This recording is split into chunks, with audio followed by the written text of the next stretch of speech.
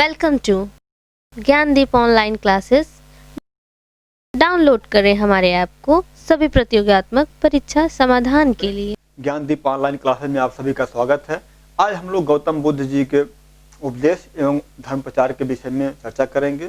चर्चा के साथ साथ हम लोग उन प्लेसों का दर्शन भी करेंगे जहाँ जहाँ गौतम बुद्ध जी ने घूम घूम कर भ्रमण कर करके अपनी शिक्षाओं, अपने ज्ञान को सब में प्रसारित किया।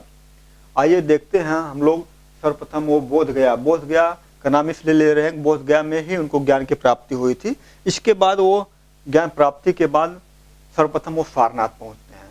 सर्वप्रथम सारनाथ को अन्य नामों ऋषिपत्तनम एवं मृदाव नामों से भी जाना जाता है। वहां पहुंचने के बाद उन पांच ब्राह्मणों को उपदेश देते हैं जो उनको बोध गया में छोड़कर चले गए थे। ये पांच ब्राह्मण सन्यासी वही हैं जो बोध गया में गौतम बुद्ध के साथ साधना कर रहे थे, लेकिन बीच में ही इनको छोड़कर चले आए थे। इन्हीं को इन्होंने पहला यानी सर्वप्रथम उपदेश दिया। इस पहले उपदेश को धर्मचक्र प्रवर्तन नाम से इतिहास में जाना गया है। यानी कि गौतम बुद्ध जी ने इन पांच ब्राह्मणों को जो उपदेश दिया उनको धर्मचक्र प्रवर्तन के नाम से जाना जाता है।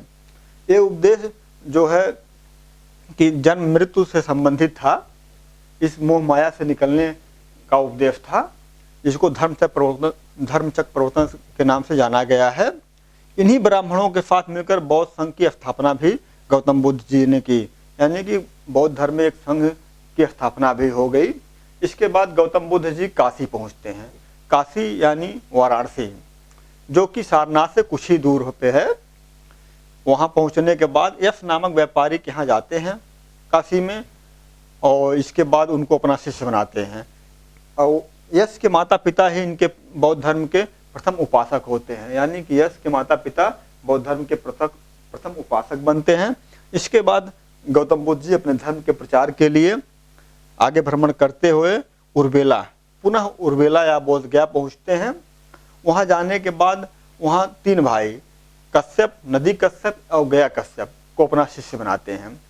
गौतम बुद्ध जी बोध गया में तीन भाइयों को नदी कश्यप, गया कश्यप को अपना शिष्य बनाते हैं। इसके बाद वो राजगिरी पहुंचते हैं। राजगिरी का स्तूप देखिए। राजगिरी पहुंचने के बाद राजगिरी में बिंबिसार शासक होते हैं जो हर्यक वंश से संबंधित है। उन्होंने इनका स्वागत किया और बेड़ुवन नामक बिहार बौद्ध संघ को दान किया। बिंबिसार ने बौद्ध संघ के विकास के लिए बेड़ुवन नामक बिहार बौद्ध धर्म को यानी गौतम बुद्ध को दान में दिया। इसके बाद वहां पर सारपुत्र, मौदगलायन, उपाल एवं अभय नामक चार व्यक्ति इनके शिष्य बनते हैं। यहीं पर यानी कि राजगृह में श्रावस्ती का एक व्यापारी होता है जिसका नाम फुदात यानी अनाथ पिंडक है। वो इनका शिष्य बनता है। इन्होंने चेत कुमार से, जो श्रावस्ती का व्यापारी था, चेत कुमार से जेतवन नामक बिहार खरीदते हैं। इसके बाद बौद्ध संघ के विकास के लिए उसको दान में दे देते हैं। इसके बाद जो है गौतम बुद्ध जी कपिलवस्तु पहुंचते हैं। यानी कि राजगिरी के बाद गौतम बुद्ध जी कपिलवस्तु जाते हैं अपने प्रचार के लिए। यहीं पर गौतमी यानी उनकी मौसी, जिन्होंने इनका लालन पोषण किया था, प्रजापति गौतमी जो हैं वहाँ परोज्जा ग्रहण करने की इच्छा व्यक्त करती हैं। कपिलवस्तु में प्रजापति गौतमी जी ग्रहण करने की इच्छा जाहिर करती हैं गौतम बुद्ध से, लेकिन वो इनको इनकार कर देते हैं। परोज्जा मतलब जो है कि गृहस्थ जीवन त्याग दी थी इन्होंने, संघ में शामिल होने की इच्छा व्यक्त की, लेकिन गौतम बुद्ध ने इसको इनकार कर दिया क्योंकि बुद्ध जी जो है वो अपने संघ में स्त्रियों का प्रवेश नहीं चाहते थे। इसके बाद वो वैशाली चले जाते हैं। वैशाली पहुंचने पर वहाँ उनका प्रिय शिष्य आनंद जो है उसकी प्रार्थना पर उन्होंने अपने धर्म में, अपने संघ में स्त्रियों का प्रवेश खोल दिया। यानी कि प्रवेश के लिए जो उन्होंने बंदी लगाई थी उन्होंने स्वीकार कर लिया। तो प्रथम नारी प्रवेश जो है प्रजापति गौतमी के रूप में होता है। यहीं पर लिच्छवियों यानी वैशाली में लिच्छवियों ने इनके विकास के लिए, बौद्ध संघ के विकास के लिए उटाग्रशाला का निर्माण करवाया, जो कि बौद्ध भिक्षुओं के रहने के लिए वो स्थान था। इसके बाद वैशाली में ही वैशाली की प्रसिद्ध नगर बधू आम्रपाली, जिसका नाम आम्रपाली रहता है, ये देखिए आम्रपाली जी हैं, आम्रपाली रहता है। ये तो उस समय के आम्रपाली हैं, आपको साथ साथ इस समय के आम्रपाली को भी देखते चलिए। उस समय की आम्रपाली जो है पूजा पाठ कर रही हैं, इस समय की आम्रपाली आप देखते ही समझ जाएंगे क्या कर रही हैं, उसको भी आप देखिए। ये उस समय की जो आम्रपाली थे वो बौद्ध गौतम बुद्ध जी की शिष्य बनती हैं और आम्रपालिका जो नामक बगीचा होता है उसको बौद्ध संघ को दान कर देती हैं। इसके बाद गौतम बुद्ध जी भग्गों की राजधानी सुषमागिरी पहुंचते हैं। वहां जाने के बाद वहां रुकते भी हैं, हम लोग भी यहाँ रुक जाते हैं।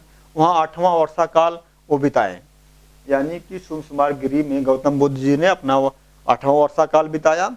यहीं पर एक व्यक्ति बोध कुमार नामक रहता है जो इनका शिष्य बनता है, यानी कि बोध कुमार नामक व्यक्ति जो है वहाँ सुषमागिरी में इनका शिष्य बना। इसके बाद वो कौशाम्बी पहुँचते हैं। कौशाम्बी जो है वत्सराज उदयन की राजधानी होती है। वहाँ उन्होंने 9वां वर्ष काल बिताया। 8वां तो उन्होंने भग्गों की राजधानी में बिताया, 9वां जो है वत्सराज उदयन की राजधानी कौशाम्बी में बिताया। इसके बाद वहाँ एक बौद्ध भिक्षु रहता है पिंडोला नाम का, उन्हीं के प्रभाव में आकर उदयन वहाँ के शासक उदयन जो है बौद्ध धर्म को स्वीकार करते हैं और इन्होंने घोषताराम विहार बौद्ध संघ को दान किया। इसके बाद गौतम बुद्ध जी श्रावस्ती पहुंचते हैं, क्योंकि श्रावस्ती में ही गौतम बुद्ध जी ने, ये क्वेश्चन कई बार आया है, गौतम बुद्ध जी ने सर्वाधिक वर्षा काल कहाँ बिताया? गौतम बुद्ध जी ने सर्वाधिक वर्षा काल श्रावस्ती में बिताया, समय वहाँ बिताया, सर्वाधिक धर्म प्रचार वहीं श्रावस्ती में किया। यहाँ का शासक जो है प्रसेनजीत रहता है, इनकी पत्नी भी इनकी शिष्या बन जाती हैं प्रसेनजीत की। वहीं पर श्रावस्ती में की एक व्यापारी जो होती है, व्यापारी की पुत्री विशाखा जो है वो पुब्बाराम विहार बौद्ध संघ को दान करती है। यहाँ गौतम बुद्ध जी भ्रमण करते हुए 20वें वर्ष पहुँचते हैं। यहाँ पर श्रावस्ती में ही अंगुलमान नामक एक डाकू होता है जो गौतम बुद्ध की काशी से बनता है। इसके बाद वो वहाँ से पावा जाते हैं। पावा गौतम बुद्ध का अंतिम समय होता है। यहाँ एक चुंद नामक व्यक्ति के घर जाते हैं। यहीं पर ये शुकर माधव नामक भोज सामग्री का सेवन करते हैं, जिससे इनको पावा में अतिसार नामक बीमारी हो जाती है, जिसके कारण बीमारी से ग्रसित हो जाते हैं। इसके बाद कुशीनगर पहुँचते हैं। कुशीनगर जाने के बाद वो सुबध नामक व्यक्ति यानी सुबध नामक शिष्य को अपना अंतिम उपदेश देते हैं। तब इनकी उम्र जो होती है 80 वर्ष की हो गई होती है, यानी 483 ईसा पूर्व में गौतम बुद्ध जी की मृत्यु हो जाती है।